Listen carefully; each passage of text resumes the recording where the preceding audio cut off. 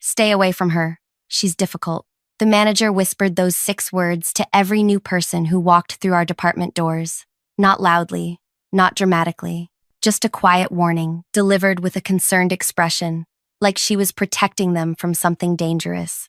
And they believed her. Every single one of them believed her, without question. For 8 months, I watched her repeat this ritual. 8 months of watching people look at me, then look away. 8 months of being the woman nobody wanted to know. The words weren't sharp like a knife. They were slow like poison, spreading through every conversation I'd never be part of, every project I'd never be invited to join, every moment of belonging I'd never experience. And the worst part? I let it happen. I had to let it happen. Because what they didn't know could either save them or destroy them. And I was the only one who could decide which. Before we go any further into what happened next, I need to say thank you. Thank you for being here, for listening to something that most people would scroll past. If this story means something to you, if you feel what I felt, please hit that like button. Drop a comment telling me if you've ever been the person everyone was warned about. And subscribe, because stories like this need to be heard. Now let me tell you who I really am. My name is Celeste. Not the kind of name that blends into a crowd, which is funny, because blending in was exactly what I needed to do. I'm 41 years old, and I've spent the last 17 years studying something most people don't think about until it's too late: workplace ethics. Not the boring kind they teach in corporate training videos. The real kind. The kind that shows you exactly how good people end up doing terrible things without even realizing it. I've interviewed thousands of workers, from janitors to executives, and I've found patterns.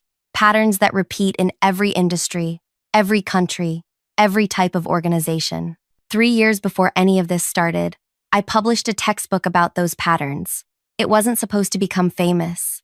It was just supposed to document what I'd learned. But universities started using it. Training programs built entire courses around it. Regulatory agencies began referencing it when they investigated companies. And suddenly, my name meant something in professional circles. My maiden name, that is, the name I published under, the name I'd built my reputation on. When I got married, I took my husband's surname, not because I believe in tradition, but because it gave me something valuable: anonymity. I could walk into any workplace and nobody would connect me to that textbook, to those interviews, to the woman who'd spent nearly 2 decades documenting how organizations fail their people. And that anonymity meant I could see the truth, the real truth, not the polished version people show researchers, the messy, complicated, everyday truth that only emerges when nobody knows they're being watched. So when I decided to write a second book, I knew exactly what I needed to do. I needed to work inside a typical organization, not as a consultant, not as an observer, as a regular employee, someone unremarkable, someone who could see everything without changing anything. I found a mid-sized firm that handled client services for various industries. Nothing glamorous, nothing terrible, just ordinary. The kind of place where most people spend their careers without anything dramatic happening. I applied for a position handling client complaints and employee concerns. Basic work, necessary work. The kind of work that gives you access to every crack in an organization's foundation. During my interview, I met with the director first, Roderick, a man in his late 50s who'd built the organization from 8 employees to nearly 200. He understood immediately what I wanted to do: research, observation, documentation. He approved it without hesitation, with one condition: I would tell my direct manager, and only my direct manager. She would know who I really was, and she would help facilitate my work. He introduced me to Paulette, the woman who would supervise my daily tasks. Mid-40s, impeccably dressed, with a smile that seemed warm until you looked at it too long.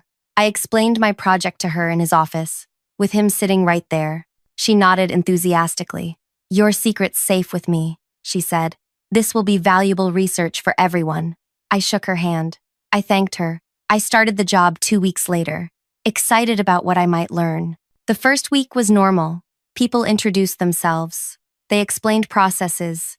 They invited me to lunch. I felt welcomed, accepted, like maybe this would be easier than I thought.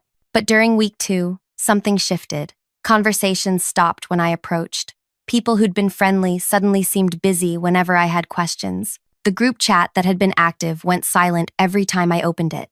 At first, I thought maybe I'd made a mistake, said something wrong, done something inappropriate. I replayed every interaction in my mind, searching for the moment I'd ruined things. But there was no moment.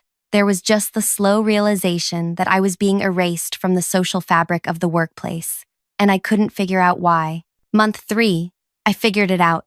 I was in the break room, slightly earlier than usual, when 2 new hires walked in talking. They didn't see me at first. "Did Paulette talk to you about Celeste?" one asked. The other nodded. "Yeah," she said, to be careful. "Said Celeste doesn't work well with others, that she causes problems." They noticed me then. The conversation died instantly. They grabbed their drinks and left. I stood there holding my reheated lunch, understanding flooding through me like ice water. Paulette wasn't keeping my secret.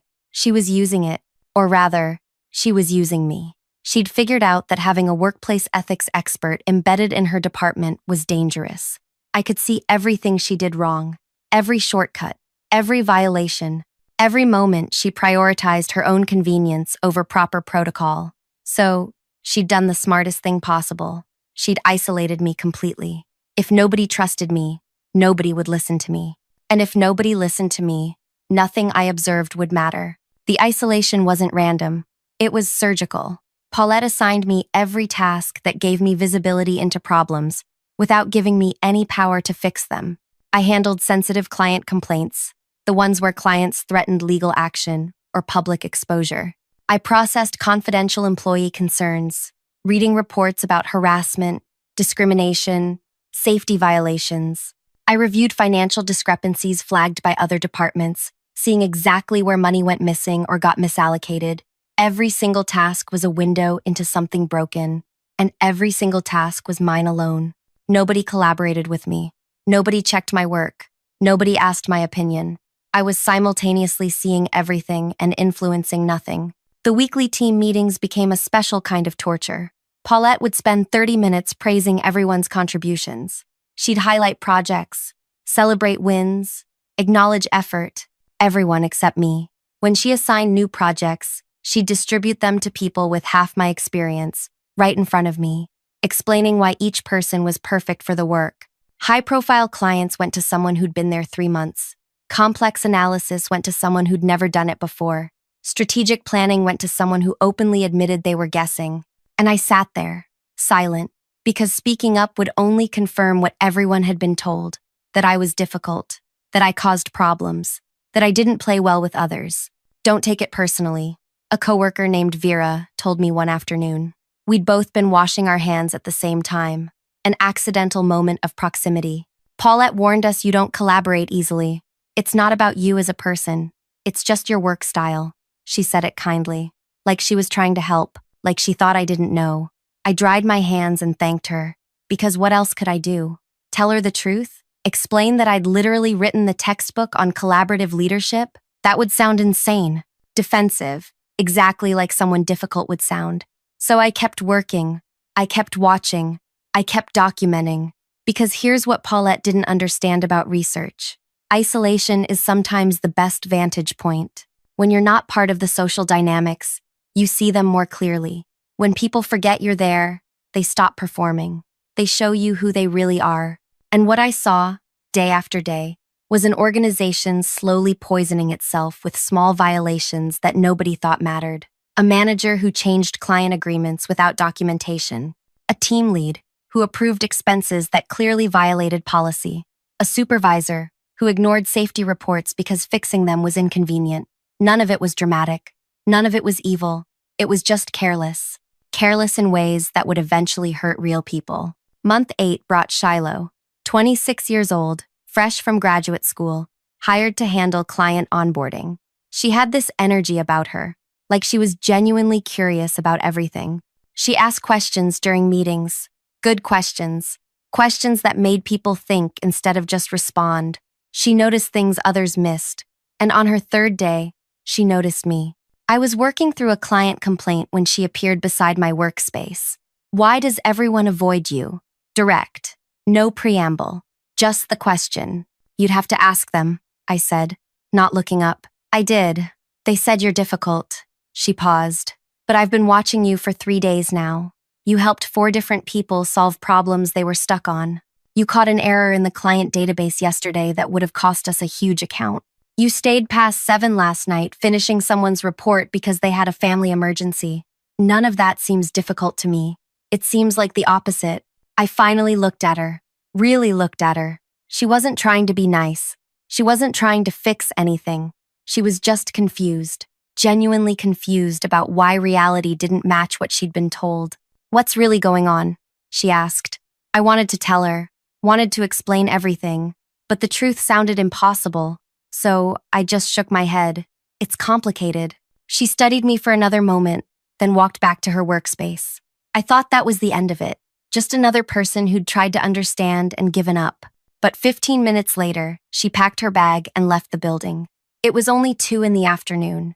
People don't just leave in the middle of the day unless something's wrong. I watched her go and felt a strange tug of worry. Had I said something that upset her? Had my silence somehow made things worse? Turns out, she hadn't gone home. She went straight to the building where our director worked, 3 blocks away. Shiloh walked right past reception, took the elevator to the 4th floor, and knocked on Roderick's door. He'd just returned from 7 months of international travel, expanding partnerships in different regions. He barely knew most of the recent hires. But he remembered approving my research arrangement before he left. He remembered exactly who I was and why I was there. Shiloh didn't waste time with small talk. She pulled out her phone and showed him what she'd found during those 15 minutes at her workspace. She'd searched my full legal name from the company directory, my married name. But search algorithms are smart. They connect dots. They find patterns. And within seconds, her screen filled with my other name, my published name. The name attached to 17 years of work. She showed him my textbook, the one that had been assigned reading in her master's program last semester. She showed him my speaking engagements, my credentials, the awards from professional ethics organizations. She showed him my university profile, where my current research project was publicly listed, systemic compliance failures in mid-sized organizations, a case study approach. And then she told him 3 things that changed everything. First, I was being deliberately isolated by my direct supervisor. Second, she'd personally witnessed 6 ethics violations in just 3 days that matched patterns from my published research. Third, if I was still gathering data after 8 months, the company was probably in serious trouble. Roderick listened to all of it without interrupting. Then he made 3 phone calls. One to his assistant, scheduling an emergency leadership meeting for that evening. One to me, requesting my attendance. And one to Paulette, informing her that her presence was mandatory. I got the call at 4:30. Roderick's voice was calm but firm. "I need you at a leadership meeting tonight. 6 o'clock. Conference space on the 4th floor." He didn't explain why. Didn't give me time to prepare. Just hung up after I agreed to come. I sat at my workspace feeling something I hadn't felt in months. Fear. Not because I'd done anything wrong, but because I knew what was coming. The reveal. The confrontation. The moment when 8 months of careful observation would either vindicate me or destroy me. I arrived at 5:50. The conference space was smaller than I expected, with windows overlooking the city and chairs arranged around a rectangular setup that fit maybe 12 people. Roderick was already there. So was his assistant, the head of human resources, the chief financial officer, 2 senior team leads I'd never met. And Paulette, she sat at the far end, her expression carefully neutral, but I could see the tension in her shoulders. She knew something was happening. She just didn't know what. When I walked in, her expression shifted, just for a second. Surprise mixed with something else. Maybe anger, maybe fear. "Why is she here?" Paulette asked Roderick. "She's not leadership. She's here because I invited her," Roderick said simply. He gestured for me to sit. I chose a chair near the middle, not too close to anyone. Shiloh entered a moment later, looking slightly nervous but determined. She sat near Roderick, clearly his ally in whatever was about to happen. Roderick started without preamble. "Celeste, I understand you've been conducting research during your time here. Research I approved 8 months ago. Can you update us on what you've found?" The room got very quiet. Everyone except Roderick and Shiloh looked confused. Paulette looked like she'd swallowed glass. This was the moment I'd been preparing for since I started. The moment where I could either burn everything down or build something better. I documented violations. I had names, dates, specific incidents that violated not just company policy, but actual regulations. I could end careers right there, could justify every lonely lunch, every ignored contribution, every whispered warning about how difficult I was. Instead, I said, I've found enough material for 3 chapters of my next book. Would you like to hear them? Wait, Paulette interrupted. What research? What book? What is she talking about? She looked at Roderick. You approved this? I did, Roderick confirmed. Before I left for my overseas work, I thought I'd briefed you. Perhaps that conversation got lost in the transition. He hadn't briefed her. We both knew it. He'd told her directly, in his office, with me sitting right there. But he was giving her an exit, a way to claim ignorance, instead of admitting deliberate sabotage. She didn't take it. This is exactly why I warned people about her, Paulette said, her voice rising slightly. She's been spying on us, collecting information to use against us. This whole time she's been pretending to work, while actually, I've been working, I said quietly. Every task you assigned me, every complaint you had me handle, every concern you asked me to process, every discrepancy you told me to review, I completed all of it, on time, accurately, and yes, I learned from all of it. That was the point. The point, Paulette said slowly, was to trap us, to document our mistakes, so you could expose us. No, I said. The point was to understand how typical organizations function when nobody's performing for observers. You knew that 8 months ago when Roderick introduced us. Her face went pale. She'd forgotten that detail, forgotten that she'd been part of the original conversation. She tried to recover. I thought you were just observing general patterns, not collecting evidence. I don't collect evidence, I said. I observe patterns. There's a difference. Roderick leaned forward. What would you recommend, Celeste? Based on what you've observed. This was it, the fork in the road. I could recommend investigations, audits, terminations. I could present my findings as a prosecutor presents a case. Or I could do what I'd actually spent 17 years learning to do. Teach. I recommend education, I said. A comprehensive training series, 6 sessions, 2 hours each, covering the most common ethics violations I've observed across multiple organizations, including this one, delivered by me, using real scenarios from my research. No names, no accusations, just patterns and solutions. And if we agree, Roderick asked, then I'll make sure this organization becomes a success story in my book, not a cautionary tale. The room went silent again. The CFO spoke first. That sounds like a threat. It's a choice, I corrected. Every organization I study makes it into my book. How they're portrayed depends on how they respond when they discover their patterns.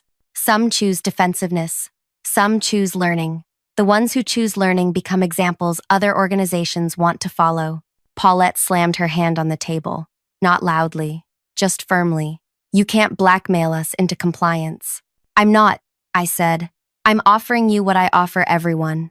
The chance to fix problems before they destroy people. You can accept that or not.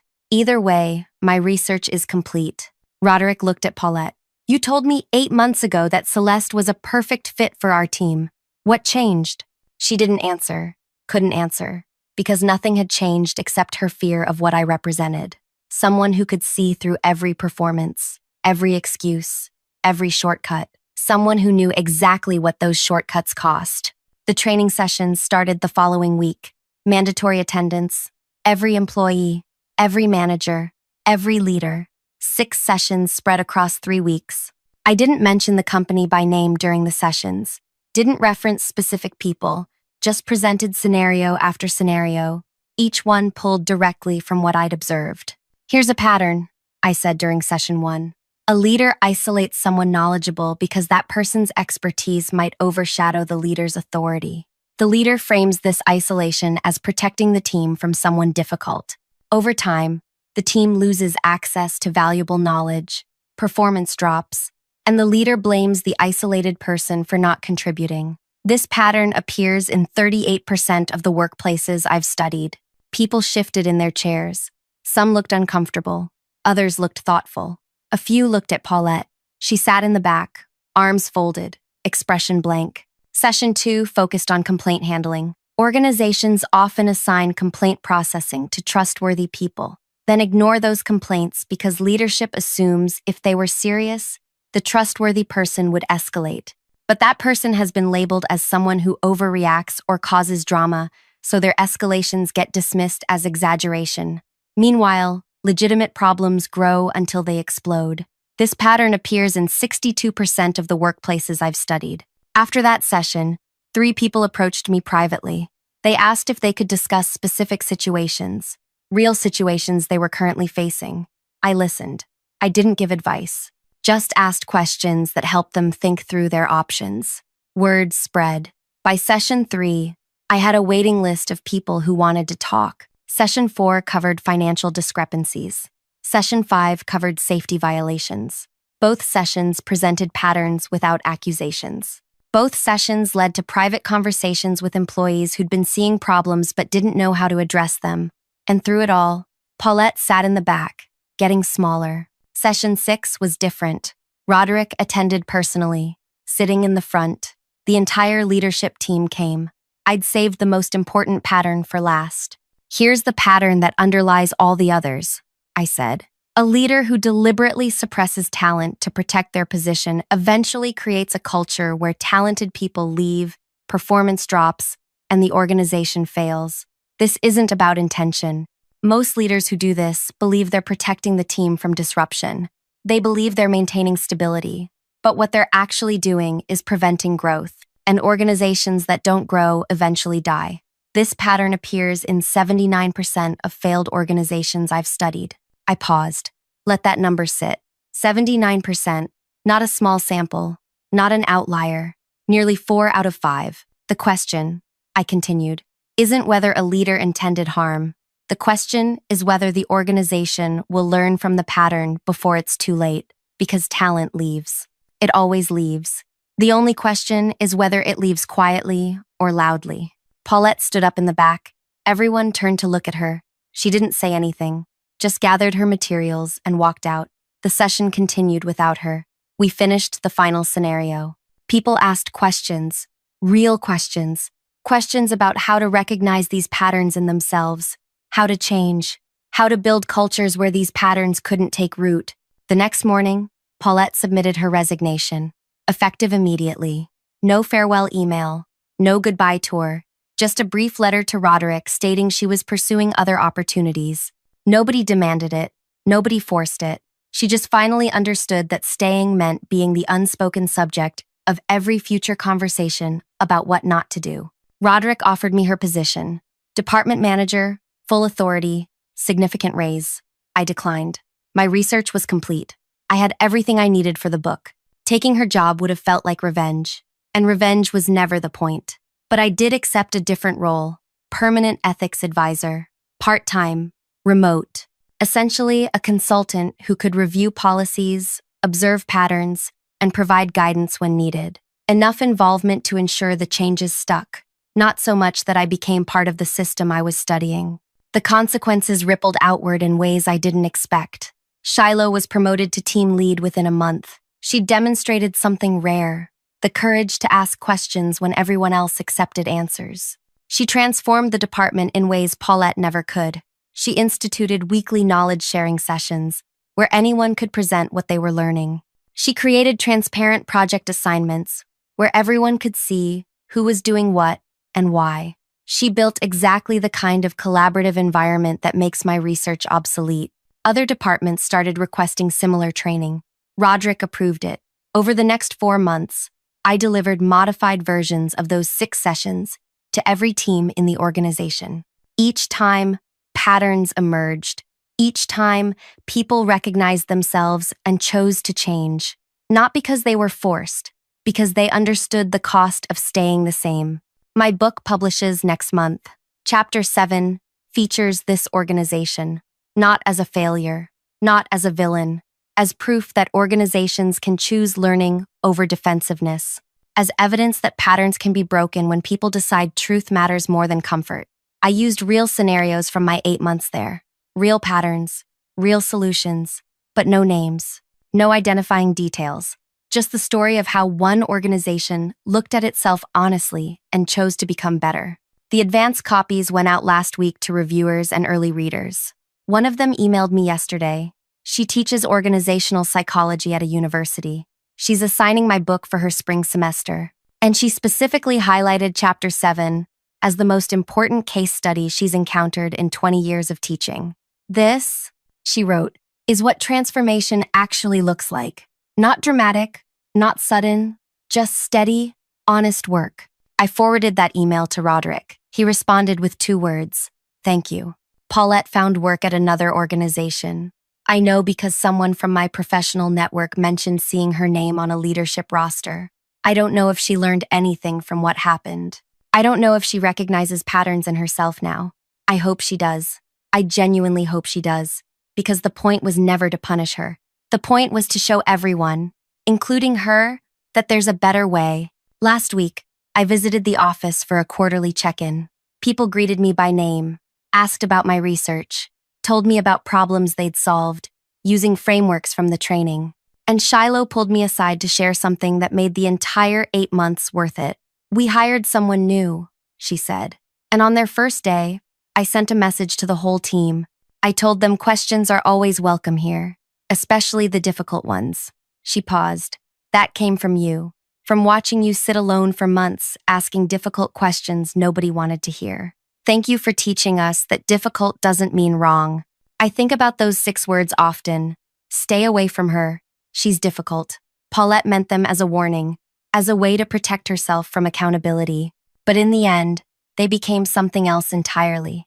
They became proof that the most important voices are often the ones people try hardest to silence. And the most valuable work often happens in isolation, where truth doesn't have to perform for comfort. If this story resonated with you, if you've ever been the person everyone was warned about, or if you've ever been the person doing the warning, I want to hear from you. Leave a comment sharing your experience. Hit that like button if you believe organizations can change. And subscribe, because these stories matter. The difficult ones, the uncomfortable ones, the ones that show us who we are and who we could become. Thank you for listening. Thank you for being here. And thank you for believing that truth is worth the cost of being difficult.